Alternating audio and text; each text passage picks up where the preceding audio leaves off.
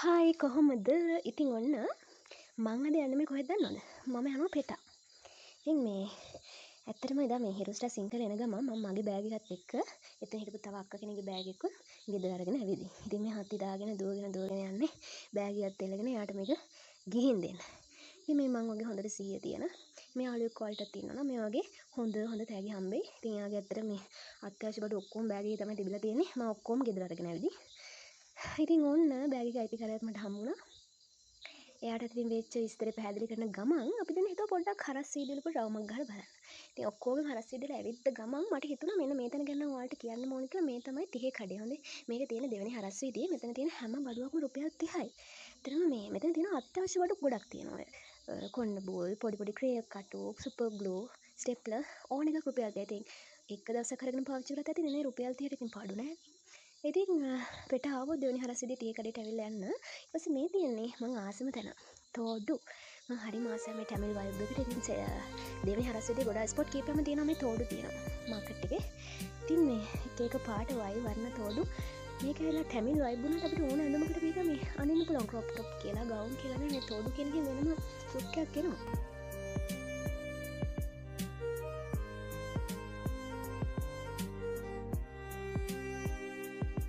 අපි ආව කන්න.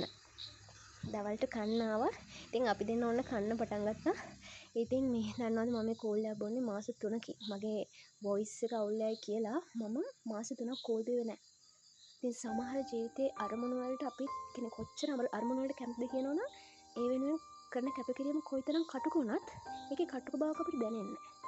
ඉතින් මේ සංගීතය කියන ජීවිතය ඇතුළත් මට සංගීතය වෙනුවෙන් කරපු කැපකිරීම කිසි දෙයක කටුක බව දැනුන්නේ නැහැ. හැබැයි පාර කට්ටක් කෑවා. ඉතින් එහෙම තමයි ඉස්සරහටත් ඒ කට්ට කන්න මම ලෑස්ති. ජීවිත ඕනම අරමුණකට අපි ගොඩාක් ආදරය කරනවා නම් ඒ වෙනුවෙන් අපි මහන්සි වෙන එකේ තියෙන කටුකත්වය අපිට දැනෙන්නේ නැහැ. ඒක ඇත්ත. ඉතින් ওই විදිහට රවුමක් ගහලා අපි දැන් ආපහු එන්න පටන් ගත්තා. ඉතින් ඔයාලත් පිටා එනවා නම් මේ දෙවෙනි හරස් වීඩියෝ නම් අමතක කරනවා. දෙවෙනි හරස් වීඩියෝ ගොඩක් මතෙන් ගෑනු ළමයින් තමයි. හැබැයි මේකේ විච්චුන් වල තියෙන පිරිමි ළමයින් නම් අර යන්න ඕනේ අනිත් වීඩියෝ මොකද්ද මම මතක නැහැ. පළවෙනි හරස් වීඩියෝ කොහෙද අර එක ඔය ග්‍රැජුමැටික් තියෙන මට ඒ බෝඩ් එක නම් මතක නැහැ. මේ ස්ට්‍රීට් එක නම් මතක නැහැ ඇත්තටම. ඉතින් අපි දෙන්නත් හොඳට කියව රස කතා කිය ආවා. ඇවිල්ලා ඔන්න මං ගෙදර යන ස්ටේෂන් එකට ආවා. ඉතින් කෝච්චිය නගින්න දුන්නා මම මෙන්න මෙතන නවතින්න හිතුණා. නැවතිලා මොරොක්කොත් අරගෙන මං ගිහලා වාඩි වුණා දෙවෙනි වේදිකාවේ. කෝච්චිය යන එක ටිකක් වෙලා හිටියා. ටිකක් වෙලා නෙමෙයි අතරම ගොඩක් වෙලා හිටියා. බැරිම දැන් මම මොරොක්කොත් අරගෙන කන්න පටන් ගත්තා.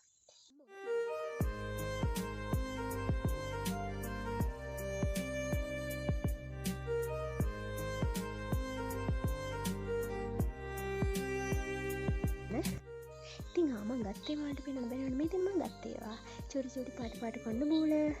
ඊට පස්සේ මෙන්න මේ ලස්සන බෝතලේ මේක රුපියල් 350යි උනේ. ඊට පස්සේ මේ ප්ලාටිනම් එක මේ ටික තමයි මං ගත්තේ. තව පොඩි බඩුවක් ගත්තා. ඒ ටික ඇතුලේ මට බලන්න බැහැද. ඉතින් අතට මේ ওই ටික මං ගත්තේ මට නම් නෙමෙයි චූටි බබෙක්ට.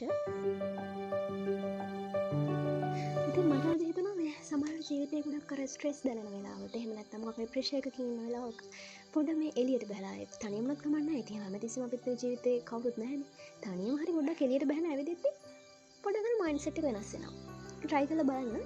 තමන් කැමති දැනගන්න. මම කැමති පිටාවල හරස් විදිහට ඔය රස්තිය අඩු ගන්න මම හරි කැමති. මම තව කෙනෙක්ට කැමති නැති වෙන්න පුළුවන්. තමන් කැමති තැනක් හොයාගෙන තනියම හරි ගිහලා පොඩ්ඩක් ඇවිදලා ඉන්න ඕනේ. ඒකට අර මයින්ඩ්සෙට් එක වෙනස් වෙනවා. ඉතින් මම ඒක අද තේරුම් ගත්තා. ඉතින් ඔයාලා try කරලා බලන්න.